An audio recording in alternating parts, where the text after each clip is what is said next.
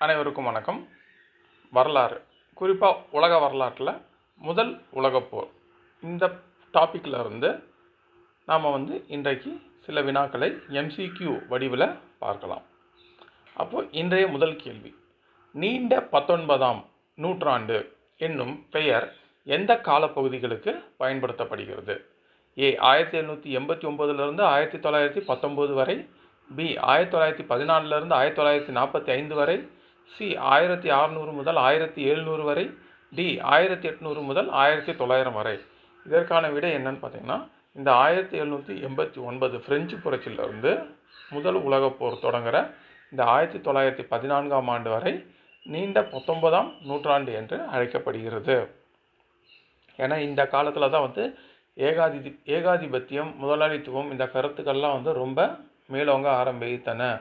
Colony நாடுகளை சுரண்டுதல், இராணுவமயமாக்குதல் போன்றவற்றுக்கு இட்டு சென்றன. அந்த காலனி போட்டி முதல் உலகப்போர் தோற்றுவிக்குதலுக்கு மிக முக்கிய காரணமாக அமைந்தது. அதெல்லாம் இந்த காலத்தில் நடந்தனால அது நீண்ட 19ஆம் நூற்றாண்டு என்று அழைக்கிறார்கள். அடுத்த இரண்டாவது கேள்வி, 1914ஆம் ஆண்டு எந்த முக்கிய நிகழ்வு உலக வரலாற்றில் திருப்பு முனையாக அமைந்தது? என்ன நடந்துச்சு 1914 அப்படின்னு பார்த்தீங்கன்னா, முதல் உலகப்போர் வெடிப்பு. இதனால் இந்த உலக வரைபடமே மாறியது. பெரும்பாலான மக்கள் இறந்தார்கள். முதல் உலகப்போர்.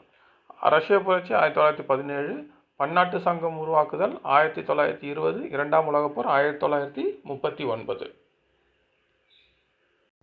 மூன்றாவது கேள்வி, முதலாம் உலகப்போரில் முடிவில் கீழ்கண்ட எந்த பேரரசு சிதறுண்டன? ஒரு 2 இதாக சண்டை போடுறாங்க, மைய நாடுகள், நேச நாடுகள்ன்ட்டு. அதில் முதல் உலகப்போர் 1919 முடியும் போது எந்த பேரரசுகள் சிதறுண்டன அப்படின்னு பார்த்தீங்கன்னா, ஜெர்மனி, ஆஸ்திரியா ஹங்கேரி மற்றும் உதுமானிய பேரரசு. இவை அனைத்துமே என்ன ஆயிடுச்சு? சிதறுண்டன. இவைகள் தோல்வி அடைந்தன. இந்த நாடுகளெல்லாம் மைய நாடுகள் தோல்வியுற்றன. அடுத்த நான்காவது கேள்வி, முதலாம் உலகப்போரின் மிகப்பெரிய விளைவு என்ன? A இரண்டாம் உலகப்போர் வெடிப்பு, B ரஷ்ய புரட்சி, C வாணிபத்தின் வளர்ச்சி, D பன்னாட்டு அமைதி. அதோட விளைவு என்னன்னு பார்த்தீங்கன்னா, பன்னாட்டு அமைதி. உலக நாடுகள் அமைதியாக போகணுன்ட்டு ஒத்துக்கொண்டன. அதனால் பன்னாட்டு சங்கம், லீக் ஆஃப் நேஷன் தொடங்கப்பட்டது. அதே நேரத்தில் ரஷ்ய புரட்சி 1917 தான், 17 நடந்தது. இரண்டாம் உலகப்போர் வெடிப்பு கிட்டத்தட்ட ஒரு 30 ஆண்டுகள், 30 ஆண்டுகளை நெருக்கி இரண்டாம் உலகப்போரை தள்ளி போட்டது இந்த பன்னாட்டு அமைதி, பன்னாட்டு சங்கம். ஐந்தாவது கேள்வி, பன்னாட்டு அமைதி ஏற்படுத்த முயன்ற முதல் நிறுவனம் எது? எந்த நிறுவனம் ஏற்படுத்தது எதுன்னு பார்த்தீங்கன்னா, பன்னாட்டு சங்கம். 1920 தொடங்கின லீக் ஆஃப் நேஷன்ஸ். அதுதான் ரொம்ப இம்பார்ட்டண்டான ஒரு சங்கம். முதல் உலகப்போர் முடிவில் பன்னாட்டு அமைதிக்காக ஏற்படுத்தப்பட்ட ஒரு சங்கம், பன்னாட்டு சங்கம், லீக் ஆஃப் நேஷன்ஸ். அடுத்த ஆறாவது கேள்வி, முதலாம் உலகப்போரில் முதல் முறையாக எந்த தொழிற்சாலைகள் சார்ந்த போராட்டம் வெடித்தது? என்ன தொழிற்சாலைனா, செல்வாதாரங்களின் மீது தொடுக்கப்பட்ட முதல் தொழிற்சாலைகள் சார்ந்த போராகும். காலனி நாடுகளுக்கு இடையேயான அந்த சுரண்டல், ஒரு நாட்டை சுரண்டுறது, இதனால் இந்த முதலாளித்துவ நாடுகளுக்கு எவ்வாறு சுரண்ட வேண்டும் என்ற ஒரு போட்டி அது ஏகாதிபத்தியமாக மாறியது. அது இராணுவமயமாக்கலுக்கு கொண்டு சென்றது. அதுதான் இந்த முதல் உலகப்போர் தொடங்குவதற்கு ஒரு காரணமாக அமைந்தது. ஏழாவது கேள்வி, முதலாளித்துவம் சார்ந்த தொழில்களின் பிரதான நோக்கம் எது? A மக்களின் தேவைகளை பூர்த்தி செய்தல், B மிகை உற்பத்தி செய்வது, C அரசாங்க உற்பத்தியை அதிகரித்தல், D சுற்றுச்சூழல் பாதுகாப்பு. அவங்களுக்கு என்ன இது பண்ணுறதுனா, மிகை உற்பத்தி, அதிகமாக உற்பத்தி பண்ணி விற்கணும். அதுதான் அவர்களுடைய பிரதான நோக்கம். அடுத்து, 19ஆம் நூற்றாண்டின் பிற்பகுதியில் ஏதேனும் முக்கியமான மாற்றம் எதற்கு வழிவகுத்தது? A விவசாய புரட்சி, B புதிய அரசுகள் தோன்றுதல், C ஐரோப்பிய விரிவாக்கம் மற்றும் உலக முதலாளித்துவ தலைமை, D சமுதாய சீர்திருத்தம் செய்தல். இது என்னென்னா, ஐரோப்பிய விரிவாக்கம். எல்லா நாடுகளும் ஆப்பிரிக்காவையும் ஆசிய கண்டத்தையும் உள்ள நாடுகளை சுரண்ட ஆரம்பித்தன. அந்த நாடுகள், அந்த ஐரோப்பிய நாடுகளுக்கு இடையேயான இந்த போட்டி தான் முதல் உலகப் போர்களுக்கு காரணமாக அமைந்தது. ஐரோப்பிய காலனி விரிவாக்கம் மற்றும் உலக முதலாளித்துவத்தின் தலைமையாக இங்கிலாந்து செயல்பட்டது. அதற்கு போட்டியாக ஜெர்மனியும் இந்த வட அமெரிக்கா கண்டத்தில் அமெரிக்காவும் இருந்தது. அடுத்து 8வது கேள்வி, ஏகாதிபத்தியம் மோனோபோலி என்பது என்ன? இந்த முற்றுரிமை ஏகாதிபத்தியம் என்றால் என்ன அப்படின்னு பார்த்தீங்கன்னா, ஏ அனைத்து நிறுவனங்களும் சமமாக இருப்பது, பி ஒரே நிறுவனம் சந்தையையும் விலையையும் கட்டுப்படுத்துதல், சி அரசு வரி வசூல் நடவடிக்கை, டி தொழிலாளர்களின் அமைப்புகள். இது என்னன்னு பார்த்தீங்கன்னா, ஒரே நிறுவனம் சந்தையையும் விலையையும் கட்டுப்படுத்துதல், இவை எல்லாத்தையும் கட்டுப்படுத்துறது தான் ஏகாதிபத்தியம் மோனோபோலி. அதை முற்றுரிமை என்றும் அழைப்பார்கள். 19ஆம் நூற்றாண்டின் பிற்பகுதியில் முதலாளித்துவ நாடுகள் சந்தை மற்றும் கச்சா பொருள் தேவைக்காக என்ன செய்தன? ஏ தொழிலாளர்களுக்கு உரிமை வழங்கின, பி பேரரசுகளை விரிவாக்கி சுரண்டின, சி விவசாயத்தின் மேம்பாடுகளை ஆதரித்தன, டி உலக அமைதிக்கு பங்களித்தன. முக்கிய நாடுகள் என்னென்னா, தன்னுடைய காலனி நாடுகளை விரிவாக்கம் செய்து அவற்றை எந்த அளவுக்கு சுரண்ட வேண்டும் என்று நினைத்தன. அதுதான் பேரரசுகளை, தன்னோட காலனி பேரரசு என்ன பண்ணுது, தன்னோட காலனி நாட்டினை விரிவாக்கி அவற்றை தன்னுடைய கச்சா பொருள் தேவைக்காக சுரண்டின. இப்போ எக்ஸாம்பிள், இங்கிலாந்து இந்தியாவை எந்த அளவுக்கு சுரண்டி இருக்கும். அடுத்த கேள்வி, 1870ஆம் ஆண்டிற்கு பிறகு முதலாளித்துவம் எவ்வாறு மாறியது? ஏ விவசாய முற்றுரிமை முதலாளித்துவமாக மாறியது, பி சுதந்திர போட்டியிலிருந்து முற்றுரிமை முதலாளித்துவமாக மாறியது, சி அரசாங்கத்தால் கட்டுப்படுத்தப்பட்டது, டி தொழிலாளர்களை மேம்படுத்தியது. இதுதான் அந்த நாடுகளுக்கு இடையே அந்த சுதந்திர போட்டி என்னாச்சு, முற்றுரிமை முதலாளித்துவமாக மாறியது. அந்த முற்றுரிமை முதலாளித்துவம் என்பது என்னன்னு பார்த்தீங்கன்னா, ஏகாதிபத்தியம், காலனி நாடுகளை இராணுவமயமாக்கல் மூலமாக அவற்றை சுரண்டுவது. இவர்களுக்கிடையேயான போட்டியில் யார் முன்னணி, ஐரோப்பிய நாடுகளுக்கு இடையேயான போட்டியில் யார் முன்னணி என்பது தான் இந்த சண்டையாக இருந்தது. அடுத்து 19ஆம் நூற்றாண்டின் பிற்பகுதியில் ஏகாதிபத்தியத்தின் முக்கிய கூறுகள் எவை?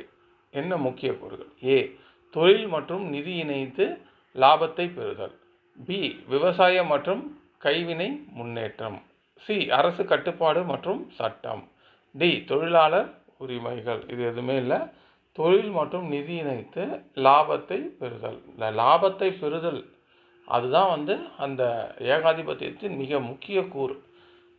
அவர்களுக்கு தேவையான அந்த கச்சா பொருளை குறைந்த விலையில் எடுத்துக்கொண்டு அவற்றை வைத்து பொருட்களை உற்பத்தி செய்து பிற நாடுகளுக்கு இது விற்கிறது தான் அந்த ஏகாதிபத்தியத்தின் முக்கிய கூறுகள்.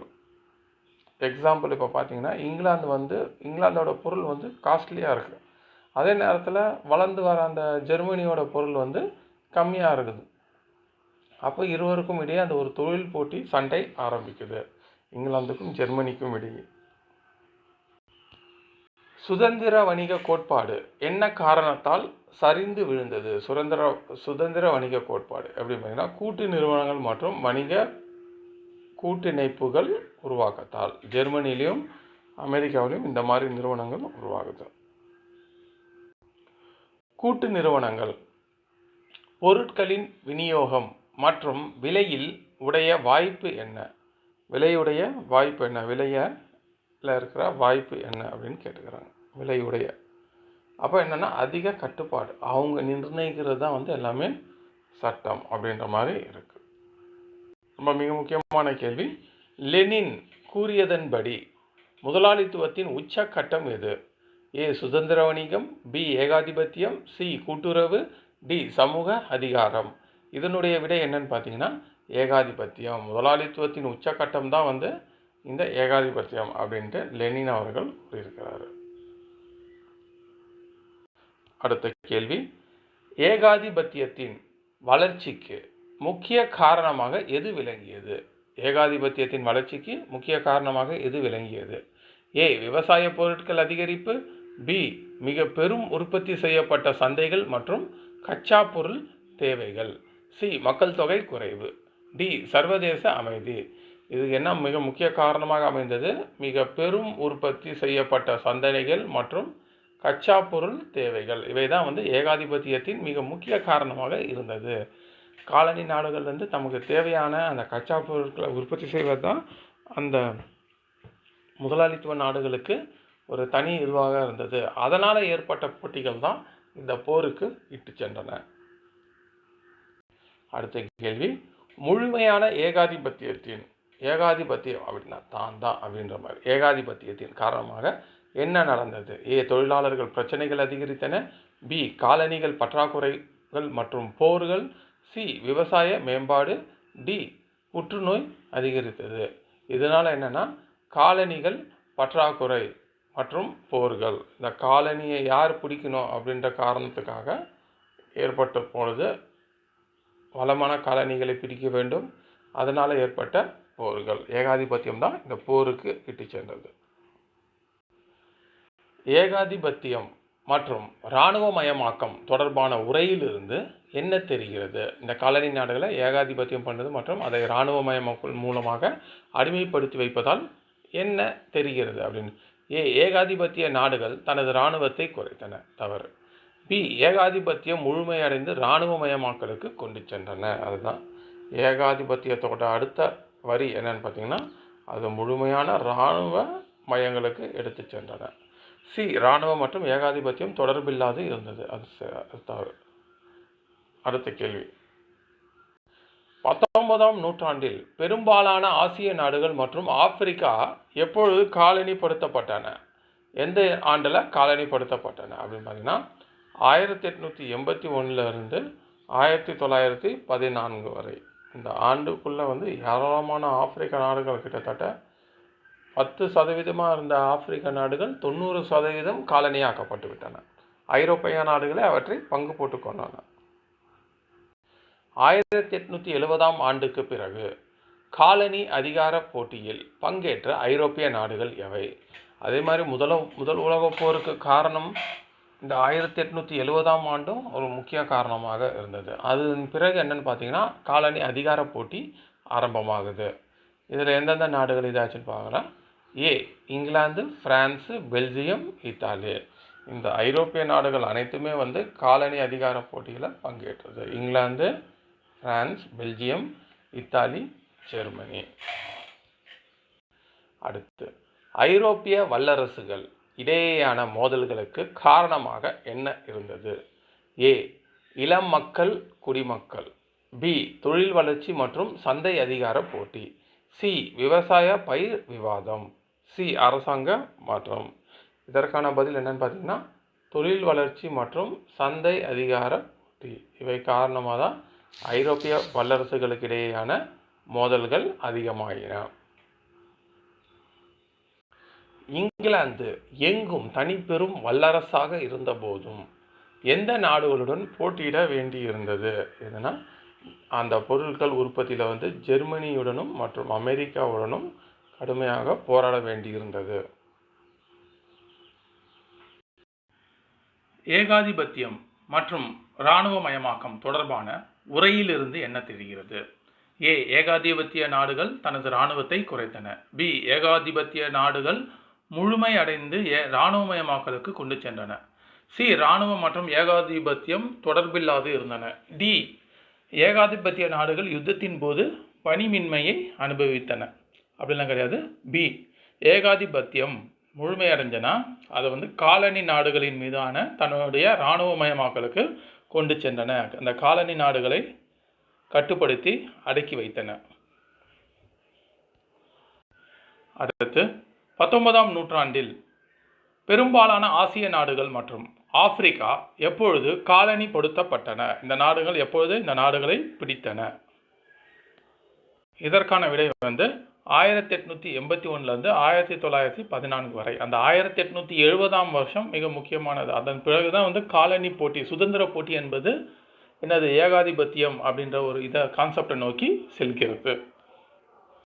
1870ஆம் ஆண்டுக்கு பிறகு காலனிய அதிகார போட்டியில் பங்கேற்ற ஐரோப்பிய நாடுகள் எவைனா, England, France, Belgium, Italy, Germany. இந்த நாடுகள் எல்லாமே வந்து முக்கியமான ஐரோப்பிய நாடுகள் காலனி ஆதிக்க போட்டியில் பங்கேற்றன. இதனால தான் வந்து 1914 ஒரு உச்சநிலையை அடைந்து உலகப் போராக மாறியது. அடுத்து, ஐரோப்பிய வல்லரசுகள் இடையேயான மோதல்களுக்கு காரணமாக என்ன இருந்தது? ஏ. இளம் மக்கள் குடிமக்கள். பி. தொழில் வளர்ச்சி மற்றும் சந்தை அதிகார போட்டி. சி. விவசாய பயிர் விவாதம். டி. அரசாங்க மாற்றம். இதற்கான விடை என்னன்னா தொழில் வளர்ச்சி மற்றும் அதிகார போட்டி. யார் வந்து அந்த அங்காடி பொருளாதாரம் அந்த மார்க்கெட்டை பிடிக்கிறாங்க, யார் முற்றுரிமையாக செயல்படுகிறார்கள் அப்படின்றது தான் வந்து இவங்களுக்கு உண்டான மோதல்களுக்கு முக்கிய காரணமாக அமைந்தது. தொழில் போட்டி தான். இங்கிலாந்து எங்கும் வல்லரசாக இருந்த போதும் எந்த நாடுகளுடன் போட்டியிட வேண்டியிருந்தது? எந்த நாடுகளுடன்னா அமெரிக்கா மற்றும் ஜெர்மனியுடன் அதனுடைய போட்டியிட வேண்டியதாக இருந்தது. ஜெர்மனி மற்றும் அமெரிக்காவுடன். அடுத்த கேள்வி, இப்போ வந்து இவ்வளோ நேரம் ஐரோப்பிய கண்டத்தை பார்த்தோம். இப்போ ஆசிய கண்டத்தில் யார் வந்து ஒரு நல்ல வல்லமையோடு இருக்கிறான்னு இப்போ பார்க்கலாம். ஜப்பான். குறிப்பாக ஆசிய கண்டத்தில் வந்து ஜப்பான் வந்து மிக ஒரு வல்லரசாக உருமாறியது. அது எப்படின்னு பார்க்குறோம். ஜப்பான் மிக சிறந்த தொழில்துறை நாடாகவும் ஏகாதிபத்திய சக்தியாகவும் ஏற்பட்டது. எந்த காலத்திலேருந்து ஏற்பட்டது அப்படின்னு பார்த்தீங்கன்னா இந்த மெய்ஜி சகாப்தம். இந்த காலத்தில் தான் வந்து ஜப்பான் வந்து ஒரு வல்லரசாக மாறக்கூடிய நிலைமையில் இருந்தது. மெய்ஜி சகாப்தம். ஜப்பான் எப்படி மேலை நாட்டு கல்வியையும் தொழில்நுட்பத்தையும் ஏற்றுக்கொள்ள முடிந்தது? ஏ. தனியாகவும் பழங்குடி கொள்கையையும் மீறி. பி. மாநில அரசியல் முறையில் நிலமானிய முறையை பயன்படுத்தி. சி. வெளிநாட்டு உதவியின்றி. டி. தனது பாரம்பரியத்தை முற்றிலும் மறந்து. அது வந்து என்ன பண்ணிச்சுன்னா தன்னுடைய அந்த நிலமானிய முறை, பழமையான நிலமானிய முறையை பயன்படுத்தினாலும் தன் மேலை நாட்டு கல்வியும் வந்து அந்த தொழில்நுட்பத்தையும் வந்து அதை வந்து ஏற்றுக்கொண்டது. யார்? ஜப்பான். ஆனால் அவங்களுடைய முறை வந்து பழைய நிலமானிய முறை தான். 1894 1895 ஆண்டுகளில் ஜப்பான் எந்த நாட்டை தோற்கடித்தது? இதுதான் வந்து மிக முக்கியமானது. ஜப்பான் ஏன் வல்லரசாக மாறுறதுக்கு இதுவும் ஒரு காரணம். 2 போரில் ஈடுபடும். அதில் முக்கியமான ஒரு போர் 1894-95 நடக்கிற இந்த சீனா ஜப்பான் போரில் வந்து ஜப்பான் வெற்றி பெறும். சீனா மீதான ஜப்பான் வெற்றி உலகிற்கு எதை காட்டியது? ஒரு பெரிய சீனா நாட்டை வந்து ஜப்பான் தோற்கடிக்கிறது எப்படி காட்டுது? ஏ. ஜப்பான் ஒரு சிறிய நாடாகவும். பி. ஜப்பான் மேலை நாட்டு கல்வியிலும் தொழில்நுட்பத்திலும் முன்னேறியதை. சி. சீனா நிலையான சக்தி அல்ல. டி. ஜப்பான் உலக சாதனைகள் இல்லாதது. இதுக்கு என்னன்னா ஜப்பான் மேலை நாட்டு கல்வியிலும் தொழில்நுட்பத்திலும் முன்னேறினால தான் அவ்வளோ பெரிய சீனாவை தோற்கடித்ததாக கூறுகிறார்கள். ஜப்பான் டேஷுடன் இணைந்து லியோடாங் தீபகற்பத்தை பெற்றது. எதுன்னு பார்த்தீங்கன்னா இந்த சீனாவை தோற்கடிச்சதுக்கப்புறம் இந்த ஆர்த்தர் துறைமுகமும் வந்து அவர்கள்கிட்ட போடுகிறது. அந்த லியோடாங் தீபகற்பத்தை பெற்றது. அதனுடன் இணைந்து ஆர்த்தர் துறைமுகத்தையும் பெற்றது. யாருடைய அழுத்தத்தால் ஜப்பான் ஆர்த்தர் துறைமுகத்தின் கோரிக்கைகளை விட்டு கொடுத்தது? யாருன்னா ஐரோப்பிய அரசுகள் கொடுத்த அழுத்தம். அதாவது இங்கிலாந்து இந்த மாதிரி நாடுகள் வந்து கொடுத்த அழுத்தத்தின் காரணமாக அந்த ஆர்த்தர் துறைமுகத்தினை வந்து விட்டு கொடுத்தது. இப்போ இந்த ஆர்த்தர் துறைமுகத்தை விட்டு கொடுக்கும்போது இப்போ அந்த இடத்துல வந்து ரஷ்யா வந்து இப்போ உள்ளே வரும். அதனால தான் இப்போ ரஷ்யாவுக்கும் ஜப்பானுக்கும் இடையே அடுத்த போர் நடக்கும். இப்போ ஜப்பான் நடத்தா 2 போர் முக்கியம். ஒன்று சீனா கூட, அடுத்தது ரஷ்யா கூட. ஆர்த்தர் துறைமுகம் மீதான கோரிக்கையை ஜப்பானுக்கு விட்டு கொடுக்க கூடாதென மஞ்சூரியாவுக்கு பெரும் படையை அனுப்பியது யாருன்னு பார்த்தீங்கன்னா ரஷ்யா. இப்போ ரஷ்யாவுக்கும் ஜப்பானுக்கும் இடையே வந்து ஒரு மோதல் போக்கு வரும்போது இப்போ 1902 ஆண்டில் ஜப்பான் எதனுடன் ஒரு உடன்பாடு செய்து போருக்கு முன்னோட்டமாக ஒன்றிணைந்தது? யார் கூட ஒரு ஒப்பந்தம் போட்டுக்கிறான்னு பார்த்தீங்கன்னா இங்கிலாந்து கூட ஒப்பந்தம் போட்டுக்குது. யார்? ஜப்பான். 1904 ஜப்பான் நடத்திய போர் இது? ஏ. ஹன்களுக்கிடையேயான போராட்டம். பி. ரஷ்யா ஜப்பான் போர். சி. அமெரிக்கா ஜப்பான் போர். டி. சீனா ஜப்பான் போர். யாருக்கு நடைபெறுகிறதுன்னு பார்த்தீங்கன்னா ரஷ்யாவுக்கும் ஜப்பானுக்கும் இடையே நடைபெற போர். இந்த போர் மிக முக்கியமானது. ஏன்னா பெரிய ரஷ்யாவையே வந்து ஜப்பான் தோற்கடித்தது உலக வரலாற்றில் வந்து மிக முக்கிய நுண்ணோக்கமாக பார்க்கப்படுகிறது. ரஷ்யா ஜப்பான் போருக்கு பிறகு ஜப்பான் என்ன செயல் புரிந்தது? ஏ. உலக வல்லரசுகளின் கூட்டணியில் நுழைந்தது. தனியாக தனக்கு சாதிக்க முயற்சி செய்தது. சி. பொருளாதார ரீதியில் வீழ்ச்சியடைந்தது. டி. எதையும் மாறவில்லை. எதுனா உலக வல்லரசு கூட்டணியில் நுழைந்தது. அப்போ ஆசியா கண்டத்தில் இருக்கிற ஒரு வல்லரசு நாடு எதுன்னு கேட்டாங்கன்னா அது வந்து ஜப்பான். அதுக்கப்புறம் கொரியாவை ஜப்பான் இணைத்து கொண்ட ஆண்டு எது? எந்த ஆண்டில் ஜப்பான் இணைத்து கொண்டது கொரியாவை? 1910. 1912 மஞ்சு அரச வம்சம் வீழ்ந்ததற்கு பிறகு ஜப்பான் எந்த பகுதியின் உரிமையை கோரியது? எந்த பகுதினா ஷான்டோங் பகுதியின் உரிமையை கோரியது. ஜப்பானிய தூதரக உயர் அதிகாரியின் கொல்லுதல், அதாவது அவரை கொலை செய்தல் காரணமாக என்ன நடந்தது? ஏ, ஜப்பான் சீன அரசியல் கூட்டணி. ஜப்பான் கொரியாவை பிடித்தது. சி, ரஷ்யா கொரியாவை கைப்பற்றியது. டி, அமெரிக்கா கொரியாவை சுதந்திரம் கொடுத்தது. என்னன்னு பார்த்தீங்கன்னா அந்த தூதரக அதிகாரி கொள்ளுதல் காரணமாக ஜப்பான் வந்து என்ன பண்ணுச்சு? கொரியாவை பிடித்தது. கொரிய தீபகற்பத்தை இணைத்து கொண்டது. ஜப்பான் சீனாவுக்கும் ஐரோப்பிய நாடுகளுக்கும் இடையே டேஷ். ஏ, நட்புறவு நாடு. பி, பகைமை ஏற்பட்டன. சி, பொருளாதார ஒப்பந்தம். டி, சுதந்திர ஒப்பந்தம். தன்னுடைய வலிமையை பறைசாற்றுவதற்காக ஜப்பான் சீனா மீது படையெடுத்தனால அவங்களுக்குள்ள வந்து என்னாச்சு? பகைமைகள் ஏற்பட்டன. ஜப்பான் மீதான எதிர்ப்பு நிலைமை பற்றியும் எழுந்தது என்ன? என்ன எழுந்தது ஜப்பான் மீதான எதிர்ப்பு நிலை? பல நாடுகள் ஜப்பானை கண்டித்து அமைப்புகளை ஏற்படுத்தின. யாரும் ஜப்பானை எதிர்க்கவில்லை. அமெரிக்கா ஜப்பானை எதிர்த்து செயல்பட்டது. சீனா ஜப்பானுக்கு எதிராக போராடியது. என்னன்னா ஜப்பானை வந்து யாரும் கண்டிக்கவில்லை. அதோட வல்லரசு ஆதிக்கத்தை வந்து யாரும் எதிர்க்கவில்லை. கொரிய தீபகற்பத்தை கைப்பற்றுறதுனாலலாம் யாருமே வந்து ஜப்பானை எதிர்க்கவில்லை. ஏன்னா அதனுடைய வல்லரசு பவர் காரணமாக, வல்லரசு அதிக சக்தி காரணமாக. ஏன்னா இந்த சைடு பெரிய நாடு சீனாவையும் தோற்கடித்தது, அங்கே ரஷ்யாவையும் தோற்கடித்து வியந்து பார்க்க வைத்தது. 1876 ஐரோப்பா கண்டங்கள் உள்ள அந்த நாடுகள், ஐரோப்பிய நாடுகள் எந்த அளவுக்கு ஆப்பிரிக்காவை ஆட்சி செய்தது? என்னன்னா சுமார் ஒரு 10% தான் வந்து ஆட்சி செய்தது. அந்த 1870க்கு அப்புறம் அந்த முற்றுரிமை, அந்த ஏகாதிபத்தியத்துக்கு பிறகு தான் வந்து ஃபுல்லாக 1900 1914 வரும்போது ஆப்பிரிக்கா முழுவதும் காலனி மயமாக்கப்பட்டு விட்டன. 1900 ஆண்டுகளில் எந்த வகையில் இருந்தது? ஏ, முழுமையாக சுதந்திரம். பி, நாடுகளின் கைவசமாக 10 நாடுகளால் பகிர்ந்தப்பட்டது. முழுமையாக காலனி ஆக்கப்பட்டது. என்ன, இந்த ஐரோப்பா நாட்டினரால் ஆப்பிரிக்கா கண்டம் 1900 என்ன ஆச்சு? முழுமையாக காலனி ஆக்கப்பட்டு விட்டது. கீழ்கண்ட நாடுகளில் எவை ஆப்பிரிக்கா கண்டத்தை தங்களுக்குள் பகிர்ந்து கொண்டன? எதுனா ஏ, இங்கிலாந்து, பிரான்ஸு, பெல்ஜியம். அப்புறம் மேலும் இந்த ஜெர்மனியும் கூட வந்து அவங்களுக்குள்ள வந்து பகிர்ந்துக்கினாங்க ஆப்பிரிக்கா கண்டத்தை. அடுத்து சீனா இதில் பார்க்கணும். சீனாவில் செல்வாக்கு மண்டலங்கள் ஏற்படுத்தியதில் எது சேராது? எது சேராதுன்னு பார்த்தீங்கன்னா இந்த அமெரிக்கா சேராது. இது எல்லாமே வந்து சீனர்களை வந்து அவங்களுக்கு உண்டான ஒரு மண்டலமாக பிரித்து கொண்டார்கள். ஜப்பான் எந்த இடங்களை தன் வசப்படுத்தி கொண்டது? எந்த இடங்களை தானே எடுத்துக்கொண்டது அப்படின்னு பார்த்தீங்கன்னா கொரியா மற்றும் இந்த தைவான் பகுதிகளை எடுத்துக்கொண்டது, தன்வசப்படுத்தி கொண்டது. இந்தோ சீனாவை யார் கைப்பற்றினார்கள்? இந்தோ சீனாவை யார் கைப்பற்றினார்கள்னா பிரான்ஸ்காரர்கள். அடுத்து ஈரானை பிரித்து கொண்ட சம்மதித்த நாடுகள் எவை? ஈரானை பிரித்து கொள்ள சம்மதித்த நாடுகள் எவை எதுன்னு பார்த்தீங்கன்னா இங்கிலாந்து மற்றும் ரஷ்யா. இவை இரண்டுமே வந்து ஈரானை பிரித்து கொள்ள சம்மதிக்கப்பட்டன. அவங்களுக்குள்ள இடையான ஒரு உடன்பாடு. 1882 பிஸ்மார்க்கின் வழிகாட்டுதலில் ஜெர்மனி, ஆஸ்திரியா, இத்தாலி ஆகிய நாடுகள் என்ன என்ற உடன்படிக்கையை மேற்கொண்டன? ட்ரிபிள் அலையன்ஸ், ட்ரிபிள் என்டெனன்ட், 4ஆம் கூட்டணி, வர்த்தக உடன்படிக்கை. இதற்கான விடை என்னன்னு பார்த்தீங்கன்னா triple alliance. Triple alliance. Germany எதுவும் தாக்கப்படும் பட்சத்தில் 1894ஆம் ஆண்டு உடன்படிக்கையின்படி யார் இடையே துணை நிற்க வேண்டும் அப்படின்ட்டு ஜெர்மனியும் தாக்குனா யார் இது பண்ணிப்பாங்க அப்படின்ட்டு பிரான்ஸும் யாரும் உடன்படிக்கை செய்து கொண்டார்கள் அப்படின்னு பார்த்தீங்கன்னா ரஷ்யா. 1894 இந்த உடன்படிக்கையை மேற்கொண்டாங்க. ஜெர்மனிக்கு பிரான்ஸுக்கு ஒரு பயம், ஜெர்மனி எப்பொழுது வேணாலும் தாக்கும் என்ற ஒரு பயம் காரணமாக.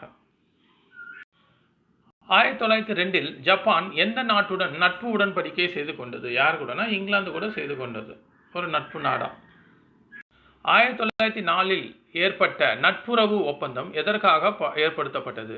ஏ, ஐரோப்பிய நாடுகளின் விவசாய ஒப்பந்தம், மொராக்கோ மற்றும் எகிப்து போன்ற காலனிகள் தொடர்பான பிரச்சனைகளை தீர்க்க. சி, ரஷ்யா ஜெர்மனி இடையான போர்.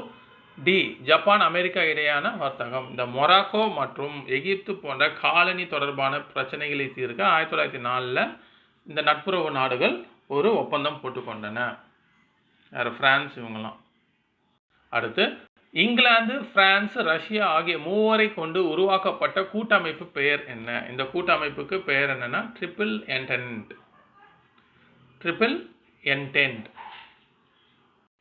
எனது நாடு சரியோ தவறோ நான் அதை ஆதரிப்பேன் என்ற மனப்பாங்கை இதுவரை விவரிக்கும் சொல் எது? கீழ்கண்டவற்றில் எது விவரிக்குது அப்படின்னு பார்த்தீங்கன்னா தேசியவாதம். தேசியவாதம், நேஷனலிசம். இது வாதம்ல போகுது, தேசியவாதம். இப்போ இங்கிலாந்தின் ஆரவாரமான நாட்டுப்பற்றுக்கு பெயர் என்ன? இப்போ இங்கிலாந்துனா இங்கிலாந்து தான் அப்படின்ற மாதிரி அவங்களுக்குள்ள ஒரு எண்ணம். அதற்கு அந்த நாட்டுப்பற்றுக்கு பேர் என்ன அப்படின்னு பார்த்தீங்கன்னா ஜிங்காயிசம். என்னன்னு பார்த்தீங்கன்னா ஜிங்காயிசம்.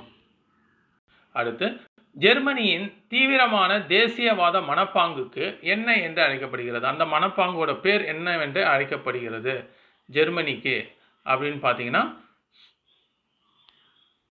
ஜெர்மனியின் அதிதீவிரமான தேசிய மனப்பாங்கு என்ன அழைக்கப்படுகிறதுனா குல்தூர் என்று அழைக்கப்படுகிறது. குல்தூர் என்பதுதான் இதற்கு சரியான விடை. அதே நேரத்தில் இந்த ஜெர்மனி அவங்களோட இது குல்தூர். இப்போ பிரான்சின் அதிதீவிரப்பட்ட, இப்போ பிரான்ஸ் நாடு தான் சிறந்தது என்று பிரான்ஸ் இது கருதுவாங்க, பிரான்ஸ் நாட்டு மக்கள். இப்போ அவங்களுடைய இது என்னன்னு பார்த்தீங்கன்னா சாவிசம். சூவிசம் போடுவோம், சாவிசம். இதுதான் பிரான்ஸ் நாட்டோட அந்த தேசியவாத மனப்பாங்கு. இந்த மனப்பாங்கு நம்ம இது பண்ணிக்கணும். அப்போ இங்கிலாந்துக்கு என்ன மனப்பாங்கு அப்படின்னு பார்த்தீங்கன்னா ஜிங்கோயிசம், பிரான்ஸுக்கு சாவிசம், ஜெர்மனிக்கு குல்தூர். இதை போர்த்துகலும் கேட்க வாய்ப்பு உண்டு. போர் அல்லது வன்முறை சம்பவங்களுக்கு காரணமான முக்கியமான தேசிய உணர்வு எது? இந்த தேசியவாதம். நம்ம ஏற்கனவே +2 படிச்சிருப்போம். தேசியம் என்றால் என்ன? ஒரு நாட்டிற்கு உண்மையாகவும் விசுவாசமாகவும் இருத்தல் என்று பொருள். ஏனைய நாடுகளை காட்டிலும் தன் நாட்டினை உயர்வான இடத்தில் வைத்து பார்த்தல். அதுவே ஒரு இதாக போகும்போது அது தேசியவாதமாக மாறுகிறது. ட்ரிபிள் என்டெனன்ட்.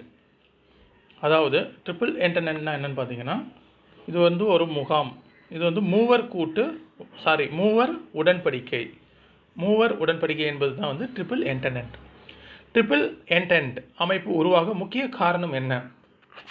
ஏ வணிக ஒப்பந்தங்களை மேம்படுத்த, பி ஜெர்மனி மற்றும் அதன் கூட்டாளிகளுக்கு எதிரான பாதுகாப்பு அமைக்க, சி காலனிகள் பகிர்ந்து கொள்ள, டி புதிய ஆயுதம் அழைப்பு தொடங்க. இது என்னென்னா ஜெர்மனி மற்றும் அதன் கூட்டாளி யாருன்னு பார்த்தீங்கன்னா ஆஸ்திரியா மற்றும் ஹங்கேரி, இத்தாலி. இவைகள் அனைத்தும் பாதுகாப்பு அளிக்கும் அப்படின்ற மாதிரி ஜெர்மனி ஒரு இது கொண்டு வந்துச்சு, பிஸ்மார்க். ஸோ அவங்களால உருவாக்கப்பட்ட இந்த கூட்டணி தான் ட்ரிபிள் என்டெனன்ட்.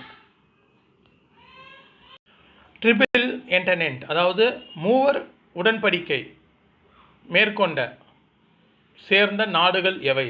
ட்ரிபிள் என்டெனன்ட் கூட்டமைப்பில் சேர்ந்த நாடுகள் எவை? ஏ ஜெர்மனி, ஆஸ்திரியா, ஹங்கேரி மற்றும் இத்தாலி. இந்த 3 நாடுகளும் தான் இந்த ட்ரிபிள் என்டெனன்ட் என்ற கூட்டணியில் இருந்தது, மூவர் உடன்படிக்கை நாடுகள்.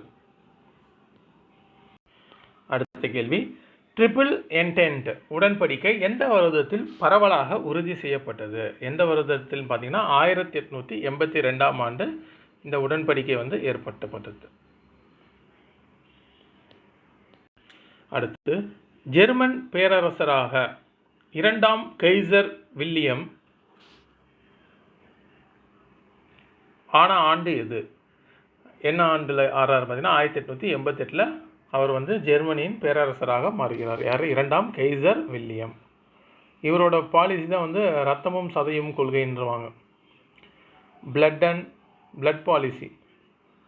ஜெர்மனியின் கப்பற்படை விரிவுபடுத்துதல் காரணமாக எந்த நாடுகளுக்கு இடையேயான பதட்டம் அதிகமானது? ஏன்னா ஆங்கிலேயர்கள் இந்தியாவை கைப்பற்றினது அந்த கப்பல் படையோட வலிமை தான். அந்த அளவுக்கு என்ன பண்ணுறாங்க, ஜெர்மனியும் கப்பல் அந்த படையை பலப்படுத்தும் போது இங்கிலாந்துக்கும் ஜெர்மனிக்கும் இடையேயான அது ஒரு போட்டியாக மாறியது. அதனால் இங்கிலாந்தில் ஒரு பதற்றம் ஏற்பட்டது. இது வரலாற்றில் பின்னோக்கி போகிற கேள்வி. 1805 டிராபால்கர், இது ரொம்ப நோட் பண்ணிக்கணும். இந்த டிராபால்கர் போர் யார் தோல்வி அடைந்தார்? இந்த டிராபால்கர் போரில் பார்த்தீங்கன்னா நெப்போலியன் போனபர்ட். அதுக்கப்புறம் ஃப்ரெஞ்சு வந்து விலகிடும். அப்போது ஓரளவு கட்டுப்படுத்திட்டு இருப்பார் நெப்போலியன். இந்த போரில் வந்து எப்போ இந்த கப்பல் போரில் வந்து தோற்கடிக்க போகும்போது அந்த இடத்துல இங்கிலாந்து வந்து முன்னேறி வரும். அடுத்தது, ஜெர்மனியின் விரைவாக கட்டப்படும் கப்பற்படை தளங்களை கவனித்த நாடு எது? எந்த நாடுன்னு பார்த்தீங்கன்னா இங்கிலாந்து. பிரான்ஸுக்கும் அந்த பயம் இருக்கும், ரஷ்யாவுக்கும் இருக்கும். ஆனால் இங்கிலாந்துக்கு தான் வந்து அந்த பயம் வந்து அதிகமாக இருந்தது. இங்கிலாந்துடனான ஜெர்மனியின் போட்டி எந்த துறையில் அதிகரித்து இருந்தது எதுன்னு பார்த்தீங்கன்னா கப்பற்படை விரிவாக்கத்தில் தான் வந்து மோஸ்ட்லி இருந்துச்சு. 1871ஆம் ஆண்டு ஜெர்மனியால் தோற்கடிக்கப்பட்ட பிரான்ஸ் எந்த பகுதிகளை இழந்தது எதுனா அல்சஸ் மற்றும் சொரைன். இந்த 2 பகுதிகளையும் வந்து இழந்தது, அல்சஸ் மற்றும் சொரைன். பிரெஞ்சு மக்களுக்கு ஜெர்மனியின் மீது ஏற்பட்ட கசப்பான நினைவுகளுக்கு முக்கிய காரணம் என்ன? ஏன்னா இந்த 1871ஆம் ஆண்டு இந்த அல்சேஸ் மற்றும் சொரைன் ஆகிய பகுதிகளை வந்து ஜெர்மனியிடம் பிரான்ஸ் இழந்தது. அதனால் பிரெஞ்சு மக்கள் ஜெர்மனியின் மீது ஒரு கசப்பான உணர்வில் இருந்தார்கள். அடுத்த கேள்வி, மொராக்கோ விவகாரத்தில் ஜெர்மனியின் தலையீடு பிறகு நடந்தது என்ன? என்னென்னு பார்த்தீங்கன்னா பிரான்ஸ் இங்கிலாந்து ஒப்பந்தத்திற்கு ஜெர்மனி எதிர்ப்பு தெரிவித்தது. இந்த மொராக்கோ ஒப்பந்தம் போட்டுக்கினாங்க யார்? பிரான்ஸும் இங்கிலாந்தும் போட்டனால அதற்கு வந்து ஜெர்மனி எதிர்ப்பு தெரிவித்தது. இது என்னன்னா 1902ஆம் ஆண்டு ஆங்கிலோ மற்றும் ஜப்பான் வந்து உடன்படிக்கை செய்து கொண்டன. இதனால் பிரான்ஸ் என்ன பண்ணிச்சு? இங்கிலாந்தோடு உடன்படிக்கை செய்தது. இதன் மூலமாக மொராக்கோ, எகிப்து ஆகிய காலனிகள் தொடர்பான பிரச்சனைகளை தீர்த்து கொள்ள விரும்பியது. இதன் விளைவாக 1904 இரு நாடுகளுக்கு இடையே வந்து நட்புறவு ஒப்பந்தம் அப்படின்ட்டு ஏற்பட்டது. இந்த பிரான்ஸ் இங்கிலாந்து ஒப்பந்தம் காரணமாக ஜெர்மனியின் பேரரசர் 2ஆம் கெய்சர் வில்லியம் என்ன செய்தார்? பி. மொராக்கோ சுல்தானின் சுதந்திரத்தை அங்கீகரித்தார் மற்றும் பன்னாட்டு மாநாடு கோரினார். பி. அடுத்த கேள்வி, மொராக்கோவின் எதிர்காலத்தை தீர்மானிக்கக்கூடிய அமைப்பாக ஜெர்மனி எதிர்கால மாநாடு டேஷ் கூட்டி இருந்தது. என்ன கூட்டு இருந்தது பார்த்தீங்கன்னா பன்னாடு மாநாடு ஒன்று கூட்டும்படி கூட்டியது. ஆனால் அதை வந்து ஏற்றுக்கல. பன்னாட்டு மாநாடு. 1908ஆம் ஆண்டு துருக்கியர்கள் எந்த முயற்சியில் ஈடுபட்டனர்? என்னது? வலுவான நவீன அரசை உருவாக்கும் ஒரு புது முயற்சியில் வந்து துருக்கியர்கள் ஈடுபட்டார்கள் 1908. இப்போ துருக்கியில் வந்து உள்நாட்டு பிரச்சனையின் காரணமாக இந்த பாஸ்னியா மற்றும் ஹெர்கோவினா இந்த பகுதிகளை இணைத்து கொண்ட நாடு எது? எந்த நாடு இந்த பகுதிகளை வந்து இணைத்து கொண்டன? எந்த நாடுன்னு பார்த்தீங்கன்னா ஆஸ்திரியா. இதனால் ரஷ்யாவுக்கும் ஆஸ்திரியாவுக்கும் இடையே ஒரு ஒப்பந்தம் ஏற்பட்டது. இந்த பாஸ்னியா, ஹெர்கோவினா இந்த இரண்டையும் வந்து ஆஸ்திரியா இணைத்து கொள்ளும். இப்போ ரஷ்யா என்ன செய்யும்ட்டு அடுத்த கேள்வியில் பார்க்கலாம். பாஸ்னியா மற்றும் ஹெர்சாகோவினா இணைப்பிற்கு செர்பியாவின் பதில் என்ன? இதுக்காக செர்பியா என்ன செய்தது? என்னாச்சுன்னா தீவிரமான எதிர்ப்பு இருந்தது. செர்பியா நாடு தீவிரமாக எதிர்த்தது. இந்த 2 பகுதிகளையும் இணைத்து கொண்டனால கடுமையாக எதிர்த்தது. ரஷ்யா எந்த துறைமுகங்கள் வழியாக தனது போர்க்கப்பலை மத்திய தரை பகுதிகளுக்குள் கொண்டு செல்ல ஒப்பந்தம் செய்தது? எதுனா இந்த டார்டனெல்ஸ் மற்றும் போஸ்பெராஸ் இந்த பகுதிகளில் வந்து இந்த துறைமுகங்களில் மத்திய தரைக்கடல் பகுதியில் இருக்கிற இந்த துறைமுகங்களை பயன்படுத்தி கொள்ள இந்த ஒப்பந்தம் வழிவகை செய்தது. ஆஸ்திரியா வந்து அந்த 2 பகுதிகளையும் எடுத்தது. ரஷ்யா வந்து இந்த பகுதிகள் வழியாக துறைமுகம் வழியாக தனது போர்க்கப்பலை மத்திய தரைக்கடல் பகுதிக்குள் கொண்டு செல்ல ஒப்பந்தம் செய்தது. அப்போது இந்த பாஸ்னியா மற்றும் ஹெர்சாகோவினா இந்த 2 பகுதிகளையும் ஆஸ்திரியா இணைத்து கொண்டதற்கு உறுதியாக ஆதரவு அளித்த நாடு எது அப்படின்னு பார்த்தீங்கன்னா அவருடைய கூட்டணி நாடான இந்த ஜெர்மனி. இது வந்து ரொம்ப முழு ஆதரவு அளித்தது. ஆஸ்திரியா செர்பியாவின் மீது படையெடுக்கும் போது ரஷ்யாவுக்கு எதிராக ஜெர்மனியின் நிலைப்பாடு என்னன்னா ரஷ்யா வந்து ஆஸ்திரியாவை தாக்கும்போது அதற்கு ஆதரவாக ஜெர்மனி களமிறங்கும் அப்படின்னுச்சு. ஜெர்மனி ஆதரவாக களமிறங்கும். இதுதான் வந்து முதல் உலகப் போர் கொண்டு போவதற்கு ஒரு முக்கிய காரணமாக அமைந்தது, இந்த செர்பியா இணைப்பு. 1914 ஆஸ்திரியா செர்பியா பகை ஏற்படுத்திய முக்கிய காரணம் என்ன? முக்கிய காரணம் என்னன்னா, இந்த பாஸ்னியா மற்றும் இந்த ஹெர்கோவியனா இந்த பகுதியை இணைத்தனால தான் வந்து செர்பியாவுக்கும் ஆஸ்திரியாவுக்கும் இடையே பகைமை ஏற்படுது. இதுதான் வந்து முதல் உலகப் போருக்கு மிக முக்கிய காரணமாக அமைகிறது. அடுத்து 18ஆம் நூற்றாண்டில் முதல் பாதியில் தென்மேற்கு ஐரோப்பாவில் வலிமையான நாடாக இருந்தது எதுன்னு பார்த்தீங்கன்னா துருக்கி. ரொம்ப வலிமையான நாடாக இருந்தது.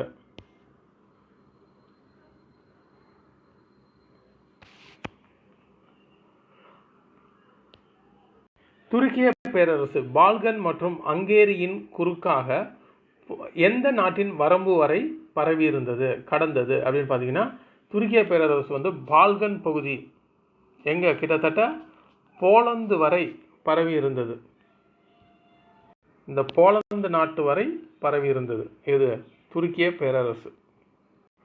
பால்கன் பகுதியில் துருக்கியர் அல்லாத மக்கள் சேர்ந்ததால் அவர்கள் தொடர்பான தவறான நடத்தல்கள் என்ன? துருக்கியர் அல்லாத மக்கள் சேர்ந்தனால அங்கே வந்து பயங்கரமான படுகொலைகள் மற்றும் கொலைகள், அந்த அட்டூழியங்கள் நிறைய நடந்தன.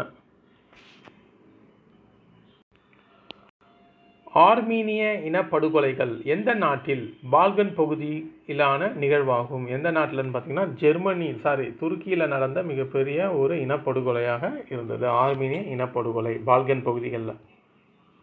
18ஆம் நூற்றாண்டின் பிற்பாதியில் துருக்கியின் பேரரசின் நிலை எவ்வாறு இருந்தது? என்னன்னா, அரசியல் மற்றும் பொருளாதார உறுதியற்ற ஒரு சூழல் தான் வந்து காணப்பட்டது. துருக்கியில் உறுதியற்ற அரசியல் மற்றும் பொருளாதார சூழல். 18ஆம் நூற்றாண்டின் இறுதியில் துருக்கியின் கட்டுப்பாட்டில் இருந்து விடுதலை பெற்ற நாடுகளில் சேராதது எது? எந்த நாடு வந்து சேராதது? துருக்கியோட கட்டுப்பாட்டிலிருந்து விடுதலை பெற்ற நாடுகளில் சேராதது அழகாக பார்த்தாலே தெரியும், இங்கிலாந்து. மீதி கிரீஸ், பல்கேரியா, மாண்டினீக்ரோ இது மூணும் வந்து துருக்கியிலிருந்து விடுதலையானது. 1912ஆம் ஆண்டு பால்கன் நாடுகள் எந்த அமைப்பை உருவாக்கின? என்னன்னா, பால்கன் கழகம் அப்படின்ற ஒரு அமைப்பை உருவாக்கின. பால்கன் கழகம் எந்த போரை நடைபெற்றது? பால்கன் கழகம் மூலம் அப்படின்னு பார்த்தீங்கன்னா, பால்கன் போர் 1912-13 இந்த பால்கன் போர் நடைபெறுகிறது. 1912-13. 1913ஆம் ஆண்டு மே மாதம் கையெழுத்தான உடன்படிக்கையின் பெயர் என்ன? இந்த உடன்படிக்கையின் பெயர் தான் வந்து லண்டன் உடன்படிக்கை. இதன்படி பால்கன் போர் வந்து முடிவுற்றது. 1913 உருவான புதிய நாடு எது? எந்த நாடு வந்து லண்டன் உடன்படிக்கையின்படி உருவாகுது பார்த்தீங்கன்னா, அல்பேனியா என்ற ஒரு நாடு உருவாகிறது. 1913ஆம் ஆண்டு ஆகஸ்ட் மாதம் கையெழுத்தான உடன்படிக்கையின் பெயர் என்ன? எந்த உடன்படிக்கை வந்து ஆகஸ்ட் மாதத்தில் கையெழுத்தாகிறது? புகாரெஸ்ட் உடன்படிக்கை. இந்த புகாரெஸ்ட் உடன்படிக்கையின்படி இரண்டாவது பால்கன் போர் முடிவுற்றது.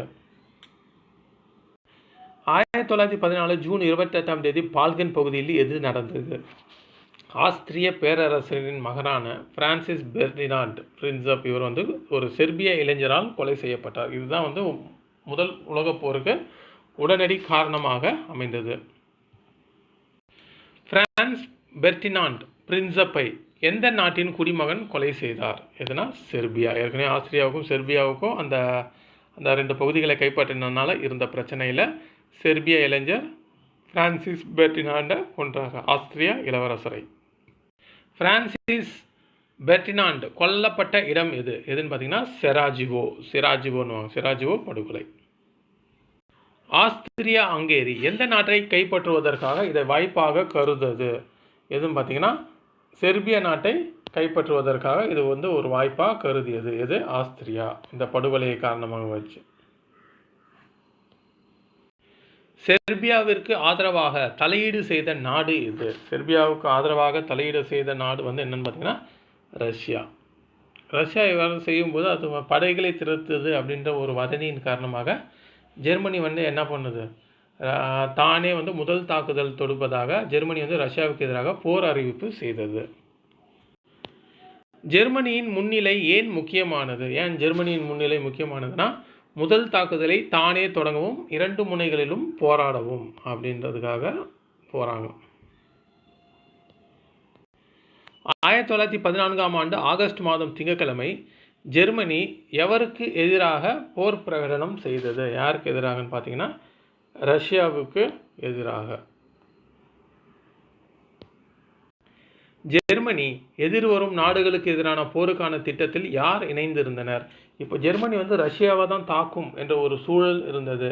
ஆனால் ரஷ்யாவுக்கும் பிரான்ஸுக்கும் இடையேயான இந்த ஒப்பந்தம் கூட்டணி ஒப்பந்தம் இருந்ததுனால என்ன பண்ணுறது, இப்போது ஜெர்மனி தாக்குதல் 2 நாட்டின் மீதும் தாக்குதலை அறிவித்தது. பிரான்ஸ் மற்றும் ரஷ்யாவின் மீது, அவர் கூட்டணியான பிரான்சின் மீதும் தாக்குதலை நடத்த என்ன ஆச்சு, ஜெர்மனி திட்டமிட்டது.